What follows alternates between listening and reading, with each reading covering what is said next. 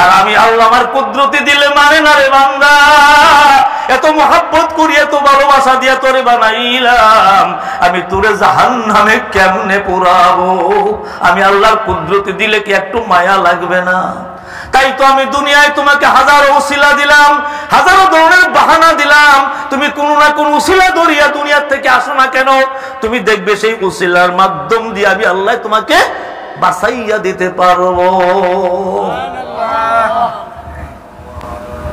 একটু জিকির করি মহব্বতের সাথে, লা ইলাহা ইল্লাল্লাহ বিল্লাল খেলে প্রেমের খেলা, কাফেররা দেয় তার কত জ্বালা, কাফেররা দেয় তার কত জ্বালা।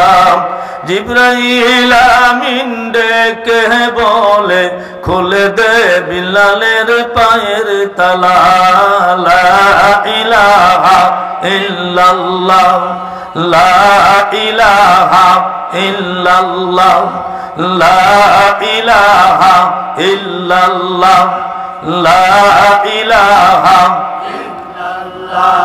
এটা আওয়াজ দিয়ে কই সকলে, সবাই তো কর না, সবাই তো বলতেছেন না। এটা কি গুনার কাজ? গুনার কাজ?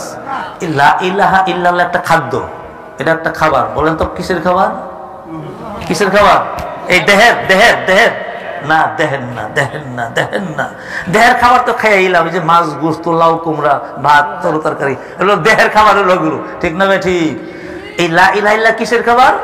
রুহের খাবার। রুহের খাবার আছে তাইলে বিশ্বাস করেন? রুহের খাবার আছে?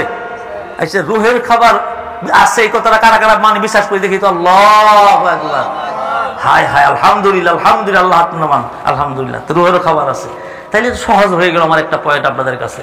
রুহের খাবার যদি থাকেই, তাহলে দেহের যেহেতু খাবার দেওয়ার লাগে, তাহলে রুহেরও খাবার দেওয়ার দরকার আছে নাকি নাই? আছে। আল্লাহু আকবার। তো রুহের খাবার না দিলে কি হয়? কি হবে?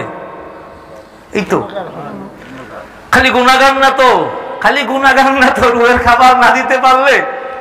দেখেন হাদিসের মধ্যে আসছে, আল্লাহর নবী বলছেন, আবু মুসা আশআরী থেকে বর্ণিত, عن أبي موسى الأشعري رضي الله تعالى عنه قال قال رسول الله صلى الله عليه وسلم مثل الذي يذكر ربه والذي لا يذكر مثل الحي والميت।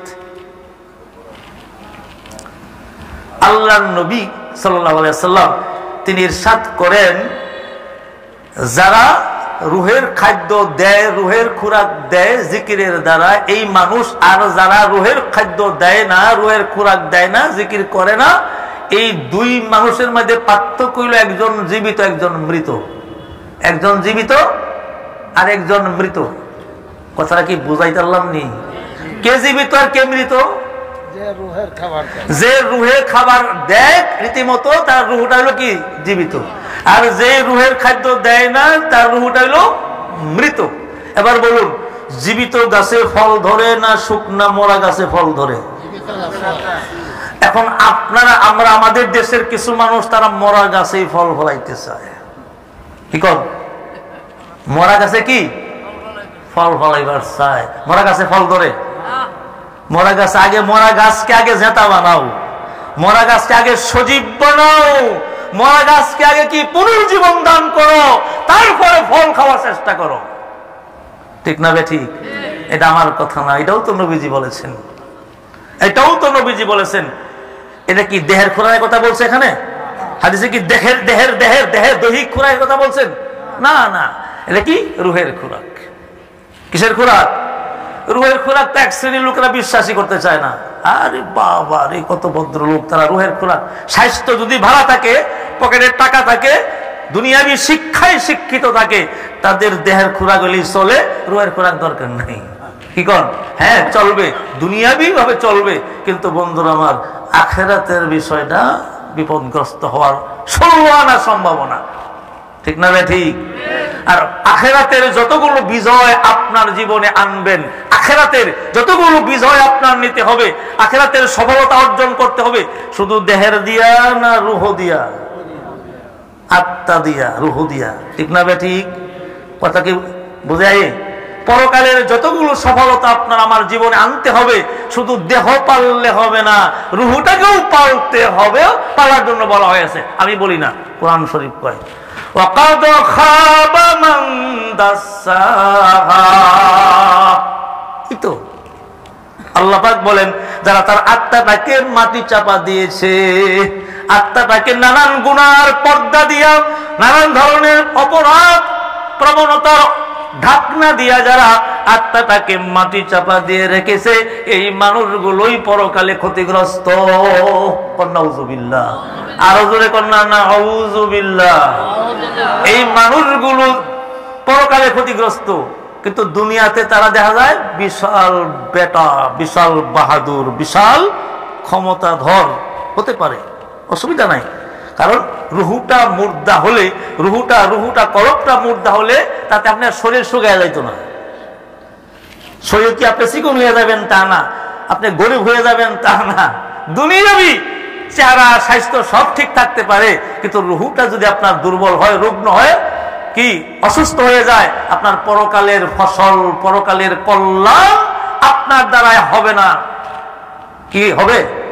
কেন হবে না? দেখেন, আপনার বাড়িতে একটা মানুষ আছে, ধরে নিলাম, উদাহরণ দিয়ে বুঝাই, মানে মনে কিছু নিবেন না। মনে করেন আপনার পিতা আছে, বয়স্ক মানুষ, অনেকের আছে না এরকম, মরেও না বাঁচেও না, আছে না এরকম মানুষ? রুহ আছে, আত্মা আছে, কিন্তু উঠতে পারে না, বসতে পারে না, উঠতে পারে না, বসতে পারে না, নিজের হাতে খানা খাইতে পারে না। আচ্ছা, এরকম রুগী আছে না ঘরে? আচ্ছা, এই মানুষটা কি মরা কোন যাইব? কি মানুষই, জীবিত, জেতা, কিন্তু তার দ্বারায় দুনিয়ার কোন কাজ কাম সম্ভব? তারা যদি কই আমার একটু বাজার লাগবো, আমার একটু বাজার লাগবো, আনতে পারবো? কেন পারলো না? শারীরিক দুর্বলতা এসে গেছে, ঠিক না ভাই? ঠিক, শারীরিক দুর্বলতা এসে গেছে। তাকে যদি বলা হয় আমার এক গ্লাস পানি দাও, সহজটা পারবে? কেন পারলো না? লোকটা তো জীবিত, পারলো না কেন? শারীরিক অসুস্থতা, দুর্বলতার কারণে দুনিয়াবি শারীরিক দিয়ে যে কাজগুলো করা লাগে, এই কাজের ক্ষমতা হারিয়ে ফেলছে, ঠিক না ভাই? ঠিক। আমার ভাইয়েরা, মা বোনেরা, দুনিয়াবি শারীরিক অসুস্থতা হইলে যেমন দুনিয়ার এই দুর্বলতা দিয়া দুনিয়ার কল্যাণ চলে না, দুনিয়ার হাট বাজার চলে না, দুনিয়ার চাকরি চলে না, দুনিয়ার ব্যবসা চলে না, কৃষিকাজ চলে না, দুনিয়ার উন্নয়নের জন্য যে কাজগুলো করার দরকার করা যাইতো, সুস্থতা থাকলে সেই কাজগুলো অসুস্থ হয়ে গেলে যেমন করা যায় না, আপনার আত্মাটা, রুহটা, কলবটা যদি এরকম দুর্বল থাকে, অসুস্থ থাকে, মুর্দা হইয়া যায়, ওই কলব দিয়া আখিরাতের কামগুলো হয় না, আখিরাতের কামগুলো হয় না। যে কারণে আল্লাহ রাব্বুল আলামিন এই শ্রেণীর মানুষগুলোকে কলবকে উজ্জীবিত করার জন্য, রুহটাকে সুস্থ করার জন্য, রোগমুক্ত করার জন্য আল্লাহ পাক অনেক ব্যবস্থা দিয়েছেন। কোন আলহামদুলিল্লাহ, আরো জোরে কোন আলহামদুলিল্লাহ। অনেক ব্যবস্থা দিয়েছেন, অনেক প্রকারের ব্যবস্থা, যেমন কোরআন তেলাওয়াত ব্যবস্থা। কোরআন তেলাওয়াত করলে কি হয়? রুহের কল্যাণ হয়, রুহের কল্যাণ হয়। কন্যা সুবহানাল্লাহ, আরো জোরে কোন সুবহানাল্লাহ। যদি কেউ মরণের খেয়াল করে, মৃত্যুর মুরাকাবা করে, মৃত্যুর খেয়াল করে বেশি বেশি বেশি বেশি, এই মানুষের কলব উজ্জীবিত হবে, রুহ উজ্জীবিত হবে। এটা আমার কথা না, হাদিস শরীফের কথা বলতেছি। নবীজি বলেন, জং ধরে, পানি যদি লোহার মধ্যে পড়ে, ওই লোহায় কি ধরে? জং ধরে। আল্লাহ নবীকে প্রশ্ন করলেন সাহাবায়ে কেরাম, ওই লোহার জং সাফ করার জন্য কি আছে? মেডিসিন আছে, ওষুধ আছে। অতঃপর নবীজি বললেন, আমার উম্মতেরা, সাহাবীরা শুনো, প্রত্যেকটা মানুষের অন্তরের মধ্যে এরকম জং ধরে। কি ধরে? প্রত্যেকটা মানুষেরই অন্তরের মধ্যে, কলবের মধ্যে জং ধরে, জংকার ধরে। তো সাহাবায়ে কেরাম বলেন, ইয়া রাসূলুল্লাহ, এটা আবার কেমন? অন্তরের মধ্যে, কলবের মধ্যে জং ধরে? বলে, হ্যাঁ, ইবনে ওমরের বর্ণনা। ইয়া রাসূলুল্লাহ, ওমা জিলাউহা, তাহলে সেই অন্তরের রেতি কি হবে? সেই অন্তরের ময়লা, মলিনতা, জংকার গুলো কিভাবে সাফ করবে আপনার উম্মতেরা? কালা রাসূলুল্লাহ সাল্লাল্লাহু আলাইহি ওয়াসাল্লাম, কাসরাতু যিকরুত তিলাওয়াতিল কুরআন ওয়া যিকরুল্লাহ ওয়া যিকরুল মাউত। তিন প্রকারের কথা আছে। বেশি বেশি করে কোরআন তেলাওয়াত করা, বেশি বেশি বেশি করে মরণের কথা স্মরণ করা, এবং বেশি বেশি করে আল্লাহর নামের জিকির করা। কন্যা সুবহানাল্লাহ, আরো জোরে কন্যা সুবহানাল্লাহ। এই যে তিনটা কথা বলেন কাদের জন্য? যাদের অন্তরটার মধ্যে কি হয়েছে? জং ধরে গেছে। এই জং ধরার কথা কোরআনে অনেক জায়গায় আছে, আমি বলি না, কোরআনে আল্লাহ কয়, আল্লাহ কয়। আচ্ছা, আল্লাহ পাক আমাদের জন্য যাহা বলেন এটা কি সঠিক না বেঠিক?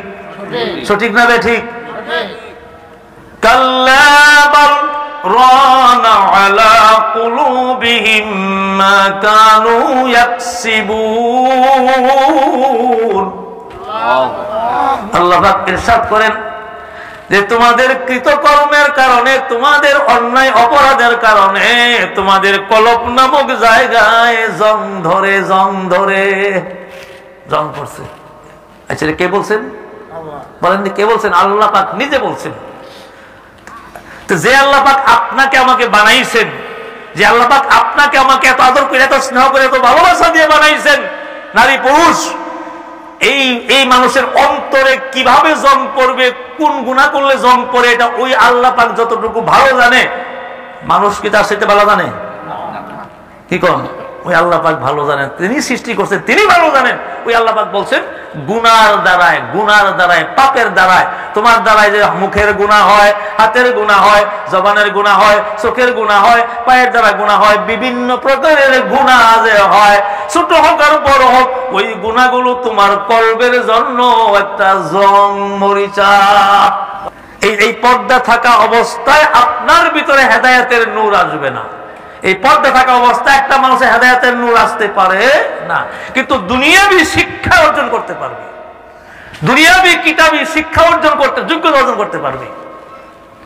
উচ্চ শিক্ষিত একজন মানুষ, অনেক যোগ্যতা সম্পন্ন একজন মানুষও তার অন্তরটা জংযুক্ত হতে পারে। একটা ঘটনা মনে পড়ে গেল এই প্রসঙ্গে, বলবো নাকি? শুনবেন নাকি? আমাদের কষ্ট হইতেছে না তো? বেজার হইতেছেন? আল্লাহ, সকলে বলি আলহামদুলিল্লাহ, আবার বলি আলহামদুলিল্লাহ।